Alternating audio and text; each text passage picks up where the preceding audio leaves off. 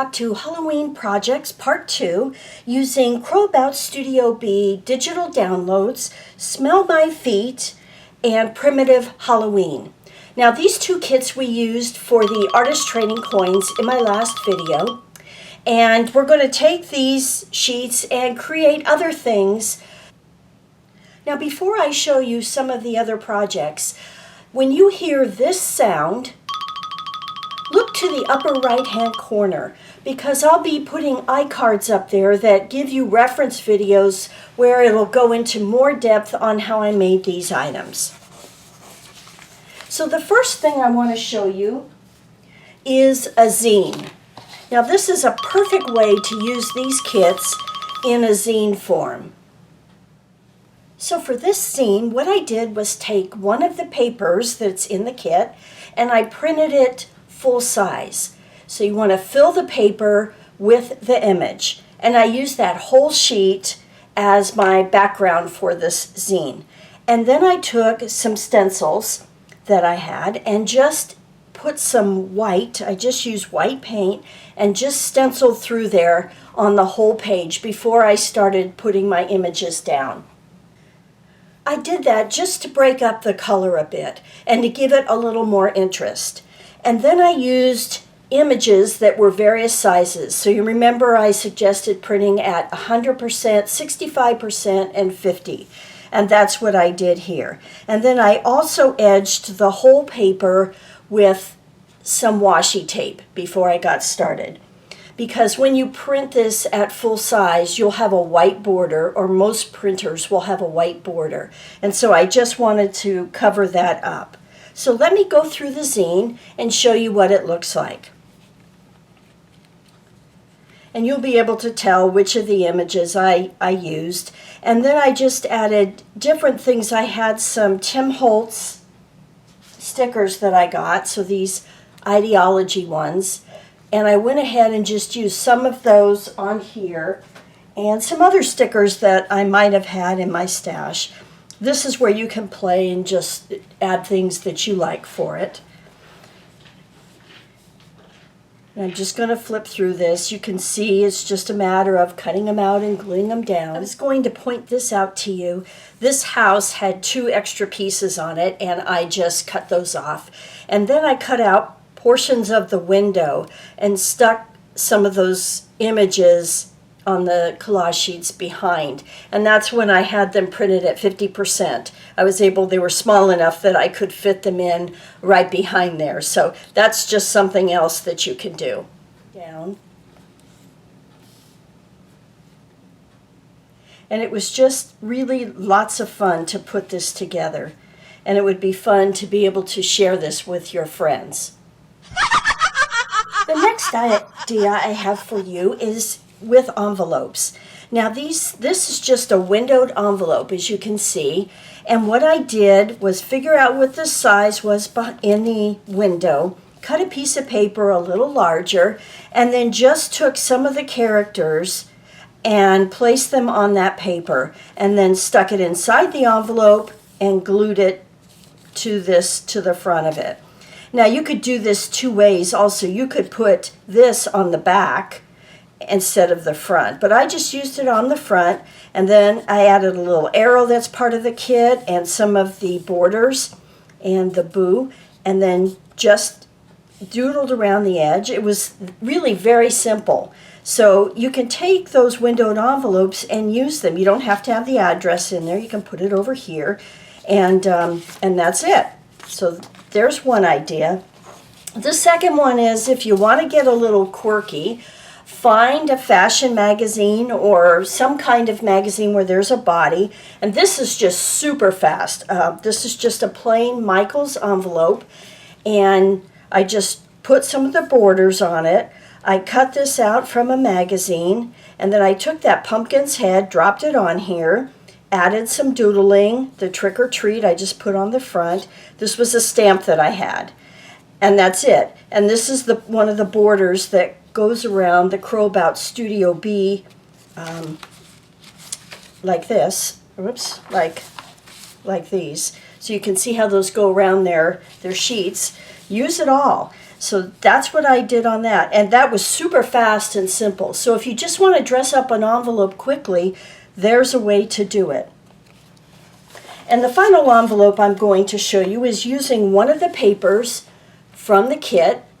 And I made an envelope. This is a 4x6 envelope. And then what I did on this was print, let me get it here, I printed this guy on tissue paper. Can you see how it's tissue paper? It's really thin. Very simple to do. What I do is I iron my tissue paper, and then I'm going to zoom out just a little bit for you. I iron my tissue paper, cut it down to 8, just inside 8.5 by 11, and then I use washi tape to secure it at the top. Now when I load my paper into my printer, it goes this side down, and so it grabs that washi tape and it'll pull it right through. And then it just printed right on there, and it's kind of fun because you've really got a really transparent thing that you can drop on your envelope.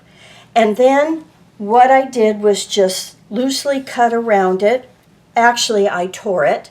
And you might remember in another video I showed you if you want to tear something easily, just take a thin brush and a little water and just go close to it. You don't have to have a lot of water, and it will tear very easily. So that's what I did on this, and it made it transparent, which I really like. And then I just put it down with Mod Podge, or actually I used the Deco Page, which I really like. I put that down with Deco Page and then put a coat on top. And then I used, there's a Crowabout Studio crow in one of the corners of the cutouts of the pages. And he was also printed on, you can see where he came from right here. I just used him and stuck him on the corner because I thought he was super cute.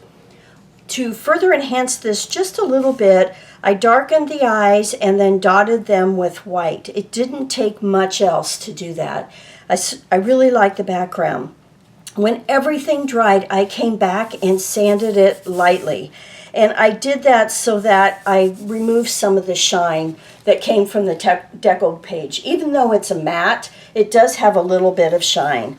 But that was super easy and super fun to make. And the papers turned out awesome. I really like this paper. It's in, I think it's in the papers 2 of the kit. Okay, and let me show you the final thing. And this is more of a fall theme. So what I did was create a postcard.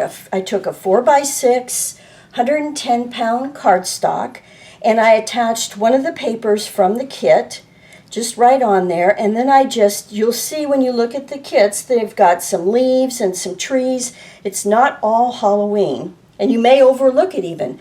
And there's some houses, and I just took one of the little crows, doodled around the edge, and created a postcard. And this is fun just to be able to send to somebody, just, hi, I'm thinking of you, and I created this little thing. I did do some stenciling in the background using Vintage Photo and one of my stencils, and that was pretty much it on that one. Here's another one that's just plain white, and once again I used stencils. I used pretty much the same stencils throughout both of these. Tim Holtz, this coffee splatters, and this one, and the holes. And just went lightly through it. I used Vintage Photo, Marigold, and then around the edge here, what I decided to do was I wanted to bring some purple into this. So I ended up using Distress Stain and Dusty Concord. Whatever you have, you can use. What was nice about the Distress Stain is when you open it up, you've got that dauber on the top, and I just flicked it like this, and it gave me a really neat edge along there, which I really liked. And then I just used different size stamps to go ahead. These were from Michael's. They were $1 each. I just used different size stamps to write on here. So I'm betting that you have a lot of this stuff already at your disposal that you can do. So those are the ideas that I had for you this time. And it's, again, just really fun to be able to share with your friends and send them things. You know, a zine, envelopes to put, you know, a letter in, postcards if you need something really quick. Just fun things to have. So the whole idea of this series was to give you ideas on how you can use your digital downloads in a variety of ways. And one other thing, I did not make a sample, but one other thing I think would be really great to use these images for is a friendship journal. And you might remember when we made these, and it would be super fun to use your Halloween, especially if you have a friend who really enjoys Halloween, and make something for them. So just another idea of what you can do with the kits. So that's it for now. I'll see you on the next video. Bye for now.